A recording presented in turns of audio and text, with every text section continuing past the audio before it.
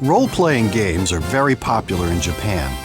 So when Sony Corporation planned to introduce its PlayStation console, they decided to offer a spectacular RPG to show off the new platform's capabilities. That was the beginning of the saga that is Ark the Lad.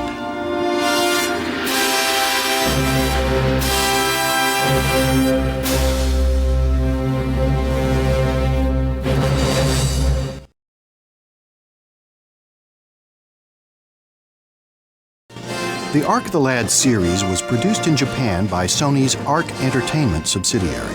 I personally think that the base of RPG game elements are story, characters, and how well they are crafted and how interesting they are. So we need to make sure that those things are done right. Otherwise, even if the hardware improves, the game itself might not improve drastically. Nakagawa-san is the producer of Ark the Lad. He was involved with all the games, sort of oversaw them all.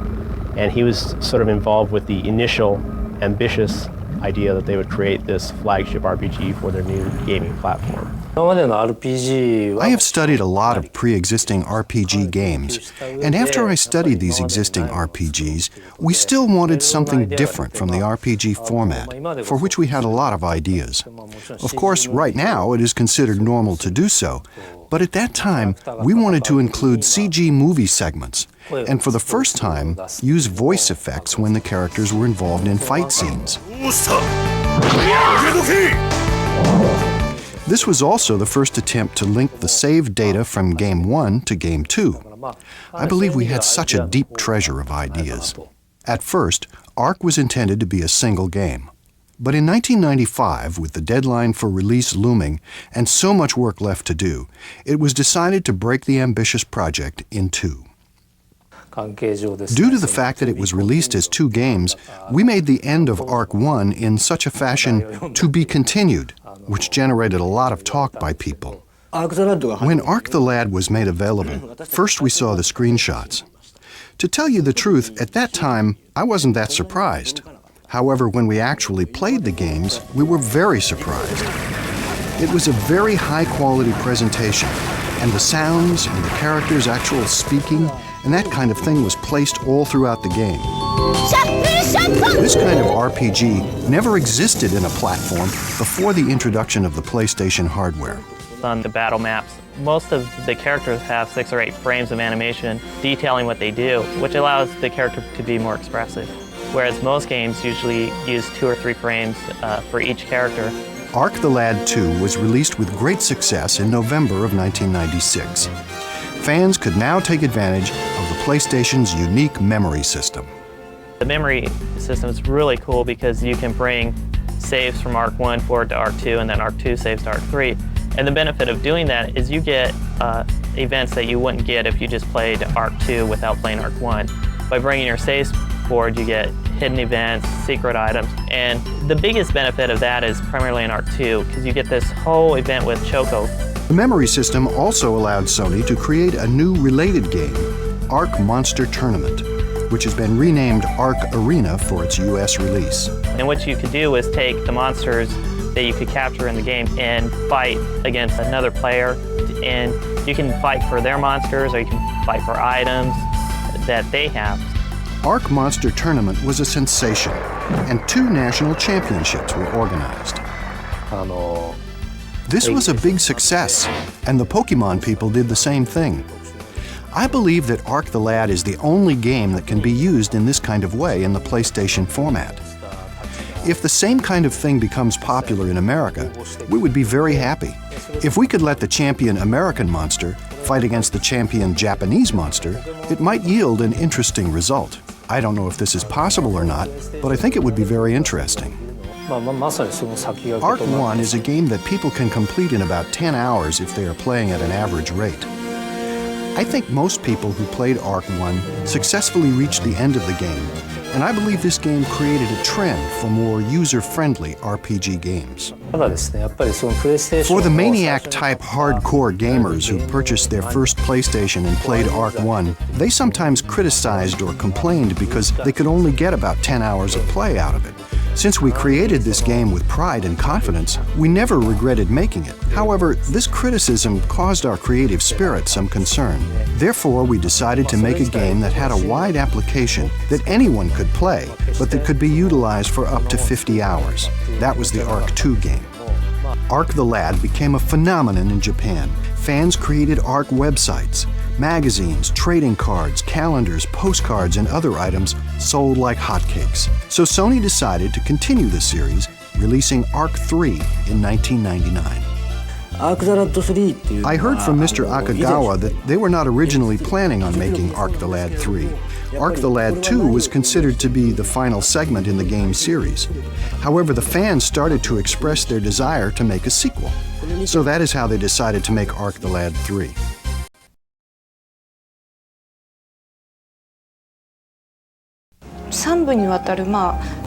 This is a long story written in 3 parts. All 3 series have different main characters. Each main character has their own unique personality. The story is kind of dark.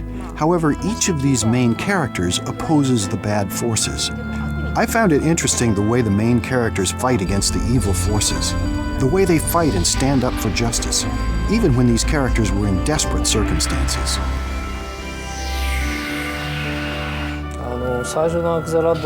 The original Ark the Lad scenario was created by myself and an editor friend whom I consulted at the beginning, and a person from the company called G-Craft. We were involved in creating the game at the beginning.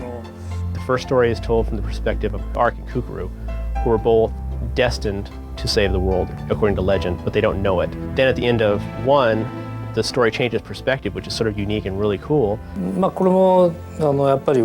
Because the story is connected from 1 to 2, if a character who was a hero in 1 comes out again as a hero, then it isn't very interesting as a story. That's what I thought. When we show that different angle of the story, then the story will have more contrast. That is the sort of effect we tried to achieve. I think it was a good idea. Ark 1 advances with the main story alone. It is not a very long game. From Ark 2, the style changes a little bit, and besides the main story, there is also a sub-story called Guild Work. For Ark 3, we put that Guild Work, which was the subsystem in Ark 2, as the main storyline in Ark 3. By accepting the Guild Work, it causes the main story to develop. It's so complex. There are so many things to do, so many extra things, so many side quests or jobs to take on that just playing through the storyline, you'd be missing half the game. In Ark 3, there is a place in the sub-scenario where you have to clear certain events in order for the heroine to become your partner. There are also some events you cannot see unless you fail at that juncture. Sometimes by failing, you can see more interesting or funny events as a consequence. So in that sense, there are some hidden avenues in the game. Love, hate, good, evil, death, life, rebirth, destruction. I mean, all the major themes are touched on, and in a much more serious and realistic way than most or all RPGs that have come before for console systems. I really like the beginning of Ark 2 when you see it pan over and everybody gets shot. That was just really cool. They all just fall down, blood coming out. Like, totally didn't expect that in an RPG.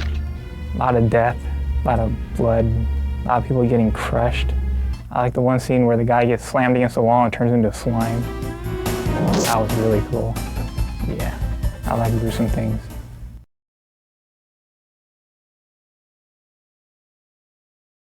With this game, you really get involved with all the characters. There are so many characters in the game. I try to make the characters as lovable characters. It's not like we love only one main character exclusively, but each different character will be loved. Most of them have been wronged by the Dark Force, and they have to, they're joining the group to save the world and get a little revenge in between. Ark, in the whole series, is driven by the loss of his father. And he doesn't know a lot about his dad, but the blizzard that his dad predicted comes true 10 years later, and Ark grabs a sword and heads up to the mountain to find out what happened to his dad. And that runs through the whole story until he finds out what happened to his dad. Kukuru's motivation is she's a descendant of the Sacred Clan, the clan of White. she has to stay as a member of her clan and hold this seal that's holding this darkness, this evil, in place as long as she can until Ark gets back to stop it. トッシュっていうのは There is a character called Tosh that we had certain grand ambitions for. I believe that popular supporting characters in RPG have certain specific features and types that become popular. I don't know what the proper phrase in English would be, but the character with certain problems, the dirty hero, but in the end he gravitates to the side of justice. This is the type of character that I very much wanted to create. Gauguin is very old, more than 3,000 years. He was one of the original Brave Seven that stopped the advance of evil or darkness the time before. As Ark, when you start your quest, you go in and get Gauguin because he's going to be your guide to find the 5 stones you need to unseal the Ark and help save the world. こんなキャラクター多分今まで Characters like Chongara have never existed in any RPG game before. The person who had worked on creating the characters for this game at the beginning of the project had a body that looks just like Chongara, so we basically used him as a model. So henceforth, this character became a rather memorable character for me. Just like with Ark, Elk is also driven because, when Elk is a child, he sees his family killed, his whole tribe killed, as a matter of fact, but he's driven by hate and the need for revenge. But that turns into something else as the story progresses, which is another one of the underlying themes, is that hate never produces anything but hate. Well, I like Deepbeck the best. He's a robot. You get him in Vilmer's lab, each power unit you attach to him gives him more abilities. So you then take him back to the lab, put him on a pedestal, and you can give his experience to any other character and power characters up really high just by, leeching off Deepbeck's experience, because he can't use it himself because he's not a human. Alec is a very straightforward, kind, and courageous type character. And that is the traditional boys' heroic type character. The character Lutz was a secondary comic and energetic character. Those two characters in combination existed before I started working on the project. So for those two characters, I tried to extend and enhance their character without altering their basic characteristics. Everybody has a little bit of pain in the game. They all have some sort of personal tragedy, and they all band together to rise above that. When I come up with the character ideas, rather than using good aspects of characters, the shortcomings of the characters are more important. I think these faults of character are more interesting. For example, Lutz is clownish, and that is his shortcoming. But that is also his endearing aspect. So I tell myself that character shortcomings are the key to attractiveness. My favorite character is definitely Tosh because he is hot. And I have a thing for redheaded samurai dudes that really kick butt.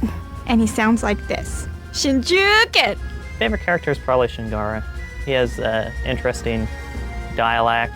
Hello, baby! That and Daisy Boy, Daisy Boy. Iga, he's very cool. He has really, really good tornado magic. He runs around without a shirt on in the game, so he's really cool. Deepbeck's like, thank you, Adokona. I'm not a huge fan of the voice, but I like the character. I kind of like the vacuum cleaner salesman. I thought he was just kind of mysterious. He's a spy for the King of Nomana, and he has chosen to go undercover as a vacuum cleaner salesman because nobody wants to talk to a vacuum cleaner salesman. Because I created these characters, I don't really want to rank them. But I think that the Ark character is special. Because Ark's character is the concept we had from the very beginning, I feel that character is very special. The look of each character has a lot to do with how fans feel about them.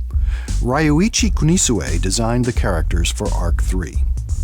I usually try to have the appearance of the character reflect the personality.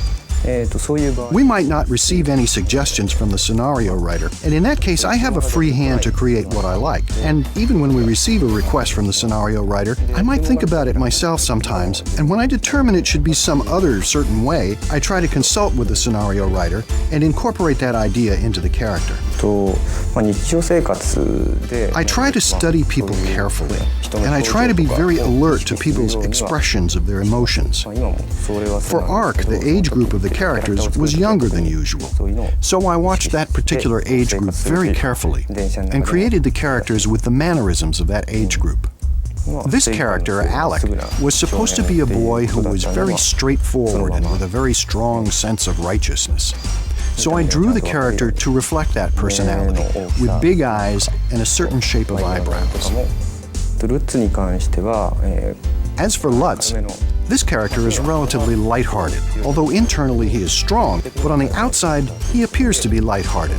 So I tried to create an atmosphere of character that is easy to approach and friendly. As for Theo, as you can see, he's an innocent and very childlike boy. One thing that I had in mind for him was to reflect his strong will, so I drew this character with that in mind.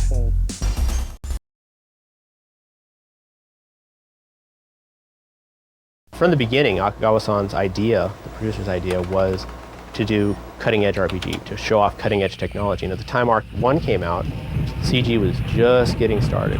Then Arc 2 really takes CG and runs with it, and you can see, how they're starting to model. It was pretty spectacular for the time. And then Arc 3 comes along, and that's another 2 years later, and you can see the evolution of the graphics as well there, where the 3D CG is just really, really great. In Arc 1 and 2, they primarily used CG for, the flying ships and stuff like that, but the characters were never done in 3D. But in Arc 3, they incorporated more of the 3D character design. iDesign is the company that was doing the animation for Arc 3, and they were heavily involved with making 3D environments and 3D animations that were believable for the game. At the time of the release of Arc number 2, character animations were possible, but there were a number of restrictions. For example, from the point of view involving hardware, we couldn't do the characters. But with Arc the Lad number 3, there was an abundance of software applications available, and there were some new software programs that were suitable for character-type animations. At the beginning, we didn't think about putting the characters in the CG movie segments. We created one as an experiment, and it was received so well that we decided to follow this course of inserting these characters into the movie segments.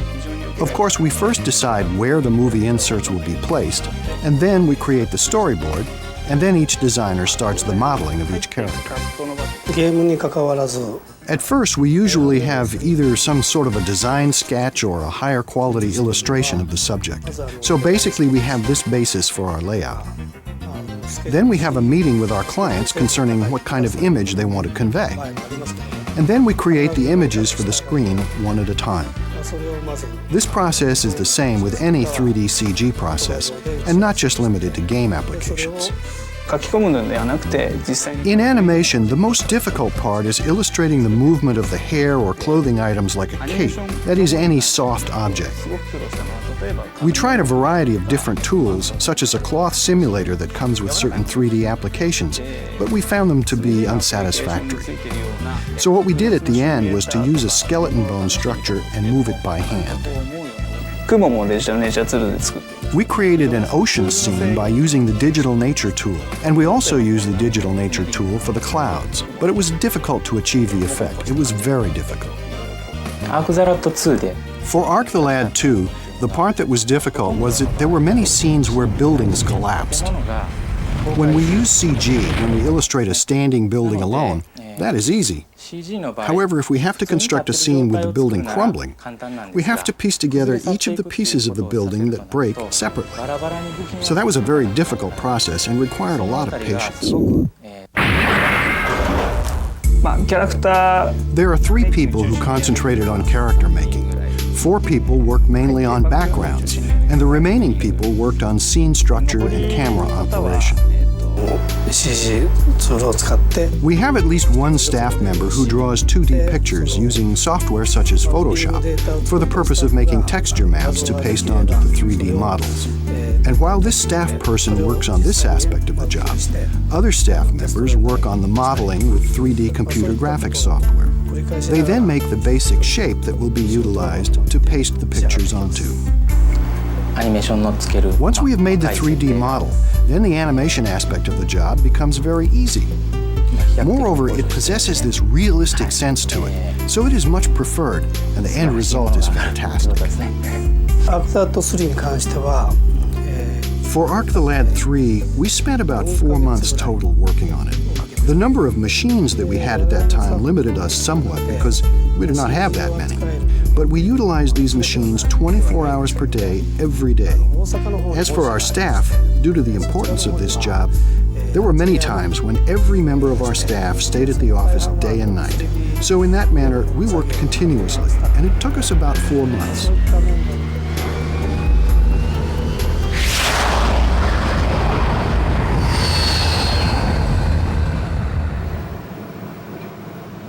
Akio Yoshioka takes over where the animators leave off, assembling characters, backgrounds, and CG elements, adding special effects, and tweaking the results to achieve the final look. 3次元のそのレンダリングで上がってくる画像って In order to express the subtle nuances and to capture the softer side of expressions, we have to use filters, and in that process we need composites and editing. I create a product by putting together a composite of the various materials provided by each designer. I'm the one who created the storyboard to start with, and I will connect each cut based on the theme of the storyboard. 非常に天職だと思ってるので This is just the ideal job for me. Although I sometimes don't get that much sleep or have a lot of time to eat, overall, I feel this is a fantastic job to have. Sound effects and music add excitement to the formerly silent movies. 私が作業した中 When I do my work, there are no sounds involved. 状態の I think that I had to anticipate how the product would appear once sound was added. 音は何もない And then later, when I had an opportunity to look at the finished product and compare them to the soundless segments, these segments seemed just so much improved and wonderful. Ando-san is the musician, composer, and with Akagawa-san, that's how the first game came to be a landmark in music, because it had the Royal Philharmonic Orchestra, had a live orchestra doing the sound, and that was unheard of at the time. ゲームの音楽をオーケストラにする So, until that time, when people spoke of using an orchestra for a game, it was for the associated records, but it was never in the game. It was just kept for the record only. ゲームの中で So we came up with the idea to use the orchestra for parts of the game itself. ちょっとその Of course, we were worried it might cost a lot of money, so I went to my boss to discuss the situation. And he responded by saying that even if it costs a lot of money, let's go ahead and do it. Therefore, we went to London to work on this.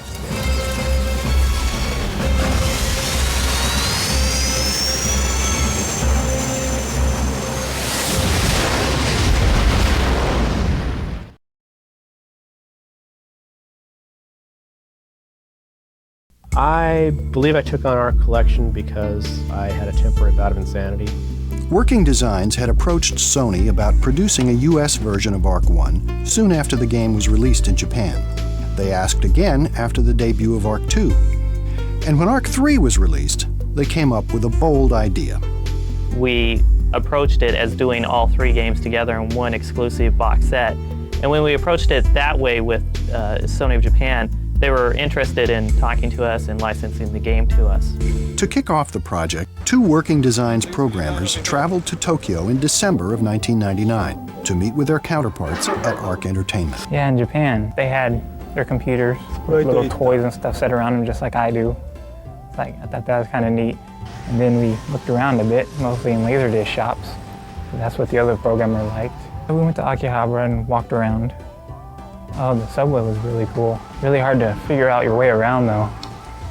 They had like a whole bunch of maps with lots of lines. Really confusing. And it was so easy to spend money there because it was all coins. So it doesn't feel like you're spending a lot, but then it's like, oh, $50 just went by. Localizing all 4 games turned out to be an enormous and time-consuming project. It didn't seem especially daunting until we started getting the code and the text and seeing how large of a project we'd really signed up for. Localizing the game is sort of the standard procedure that we have, but just on a much larger scale, which is you have your regular translation, which is Japanese to English, and you take that, isolate the main story points, and rewrite the game in English using the storyline so that it reads conversationally. We try to keep all the games we release as up-to-date as possible as far as making use of the latest things that are offered for the platform. They're in wide use. So we added analog, we added DualShock, we added the extra memory card slot so you could save more on one card. The Japanese standard, or sort of the standard in games role-playing, is 3 saves per card. Well, much more than that'll fit on most memory cards. So we generally try to put as many as you can possibly put on a card. So we increased Arc 1 to 15 saves per card, Arc 2 went from 3 to 7. Arc 3 went up to 15 saves. The interfaces for all three games were slightly different. We tried to unify most of them so that when you go from game to game, you don't really have to read it as much as just feel it. That's one of the things I hate about most games, trying to find my way around menus. The translucency was added to the boxes, so if you can see the battlefield below your screen, see what's going on, whereas before the boxes came up and you couldn't see what was underneath them anymore. You had to like cancel out so you could see what you're doing and then go back in if you forgot. In Arc 1, the movies were done in 16-bit color, but they were originally produced at 24-bit, but they were being played back at 16-bit. So our programmer Ken went back in there and figured out how to run the movie at 24-bit color, which allowed us to have a higher quality movie. So we're trying to increase the playback of the movies in Arc 2 to get rid of some of the artifacting and making them look a lot better. I think the fans in Japan would really like the improvements. I think the people in Japan would have made these improvements if they had time. I think they just probably ran out of time. So they had to release it as it was. They couldn't continue on and make more improvements, which is what we get to do. When you do localizations, you get to make improvements upon games that are already good. You don't have to start from scratch and hope you come out with a decent product. You already know you have one. Just make it better. We get a lot of artwork from Japan, and it's a lot of splicing up of images and being able to separate foreground from background. And we do this because for a package front or for a poster, you need to be able to fit the dimensions. Occasionally I'll actually do a lot of my own art, but I have to mimic the style of the Japanese art so that it looks the same. The computer is purely a tool. You draw the art and then you scan it into the computer. So I use Illustrator. In Illustrator, I pulled all of the scan drawings, and that's where you do all the coloring. That's where you do any sort of editing that you need. Ark the Lad Collection is the largest anthology ever released in the United States. The end of the project is probably the most fun of Ark. It was a monumental task, and finishing it, seeing the end, seeing all the stuff coming together, packaging, seeing the stories get a really good critical reception. But people were just amazed at how the story is and how deep it is, how much you can do. Really makes us, all of us glad to be involved with the game at this level. I mean, we're all very tired, but we're glad that, we did it. At least I think we're glad. Yeah, we're glad. From the Japanese people's point of view, the way this game is going to be released in the US causes us to be almost envious. And of course, maybe I don't need to say this, but I would like American players to start playing from the beginning of Arc 1, because in Arc 1, you train your character to some extent, and then move on to the next. Japanese players did this over a space of a number of years, and American players can do this also over a shorter period of time. But if you could play each one without hurrying too much, then you would enjoy this game much more. So please enjoy playing it in that fashion.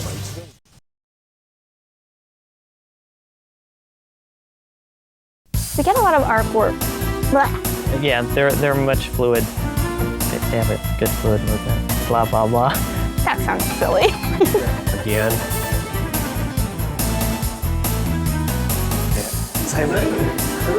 Victor's a lot of fun to work with.